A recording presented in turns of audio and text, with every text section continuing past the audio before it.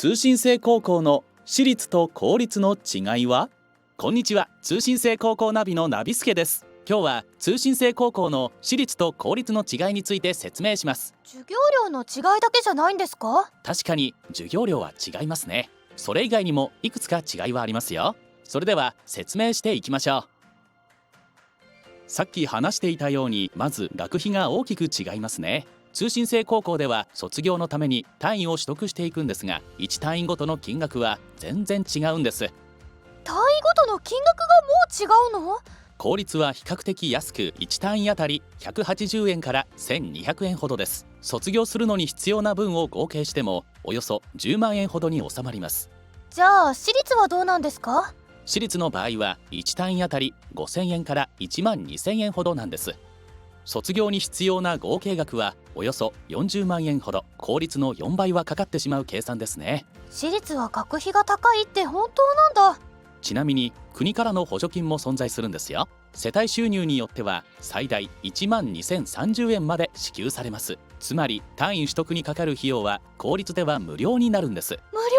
それは嬉しい。私立の通信制高校でも20万円程度に抑えられることが多いです。とは言ってもその他にも入学金や教材費、教育運営金、施設設備費なども必要なため、実際は少し費用が上乗せされると思っておいてくださいね。勉強するにもお金がかかるんだね。これは知っておかなくちゃ。勉強の仕方やそのサポート体制も公立と私立では違ってきますよ。公立では中学校卒業程度の学力はすでにあるという前提で勉強が進められます。あとは登校日数も月に数回というところが多いので、先生に質問をする機会は少ないかもしれません。もし勉強でつまずいてしまったら、自分で解消できる力が必要になってきますね。自分で解決できるかな？少し不安かも。逆に私立はもう少し柔軟なところが多いです。例えば中学から不登校だった生徒や学習に苦手意識を持っている生徒にも対応するため、中学、場合によっては小学校の段階に戻って勉強を教えてくれるところもあるんです。それはすごく嬉しいかも。正直中学のレベルがしっかりと身についてる自信がないから助かる。通信制高校は自学実習、自己管理、自己責任の下で勉強するのが基本だと言われています。だからこそ学力に不安がある人は公立に行きながら塾を利用したり私立を選んだりした方が卒業がしやすいかもしれませんね。自分がどんなタイプなのか、どんな状況なのか、そういうことをちゃんと分かっておいた方が良さそうですね。私も自分のことちゃんと考えておかなくちゃ。そうですね。この先の人生を充実したものにしていくためにも、自分のことはしっかりと知っておくべきかもしれませんね。あとはどんな違いがあるんですか？登校ルールや学習環境の自由度にも違いがありますよ。公立の場合は登校日自体は少ないのですが、スクーリングや期末試験の日程が学校側で決められていて、その日に行かなければ単位が習得できないという場合が多いようです。スケジュールが決まってるんだね。自由度って意味ではあまりないのかもしれないな。逆に私立はインターネットを通じてレポート提出が可能だったり、スクーリングの登校日を調整できたりもします。登校日も週に5回の毎日登校型の学校もあれば、年に一度数日の合宿のみでスクーリングが完了する学校もあり、ライフスタイルによって自分に合う形を選べるようになっています。つまり私立の方が自由度が高いのかな。だったら毎週決まった日に登校することが難しい人とか、何かの活動に打ち込んでいる人とか、そういう人たちでも通えそうだよね。そういうことですね。一概には言えませんが、自由度という意味では私立が長けているかもしれません。あとは体調によってなかなか学校に通うことが難しい人でも私立なら対応してくれることもあります。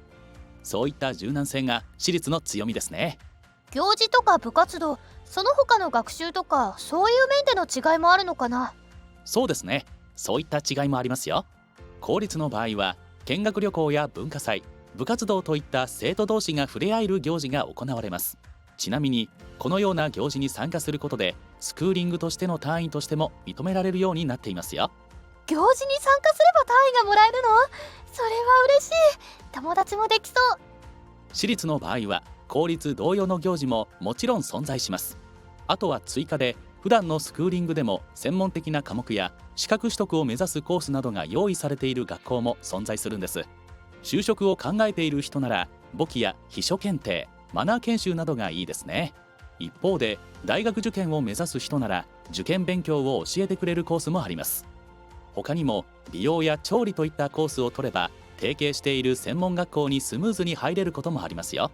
アルバイトとかボランティア、学校外の活動をする人は公立がいいのかな。それ以外にも興味がある専門分野の勉強をしたい、いろいろなことを学びたいって人は私立が向いてるのかも。そう、よく分かってきましたね。最後に精神的なサポートについても触れておきましょうか。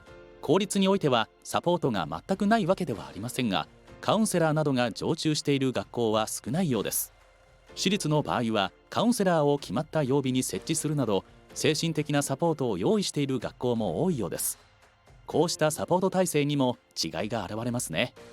確かに学校に通っているうちにいろんな悩みが出てくるかもしれないし、サポートはあった方が嬉しいかも。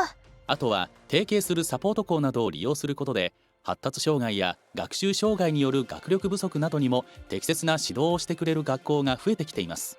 不登校やいじめの経験から通信制高校に転校する人などもいますよね。少しでも不安をなくしたいという人は精神的なサポート体制もしっかりチェックしておくと安心かもしれません。友達には話せない悩みもあるかもしれないもんね。相談に乗ってくれるのはすごくありがたいね。今日は公立と私立の違いについてお話ししてきましたが、分かりましたか？はい、今までは学費だけで公立だって思ってたけど、いろんなことを考えると私立もいいのかもって思えてきました。一番大切なのはしっかりと卒業して高校卒業資格を取ること、そしてその後の人生をどう生きるかですからね。きちんと通うことができるのか、自分で勉強についていけるのか、あとは興味のある専門科目や資格の取得などにチャレンジしたいかどうか、さまざまなポイントから考えてみて自分に一番合った学校を選んでほしいと思います。本当にその通りですね。入学がゴールじゃないんだな。その先があるんだなってことを忘れないようにしなくちゃ。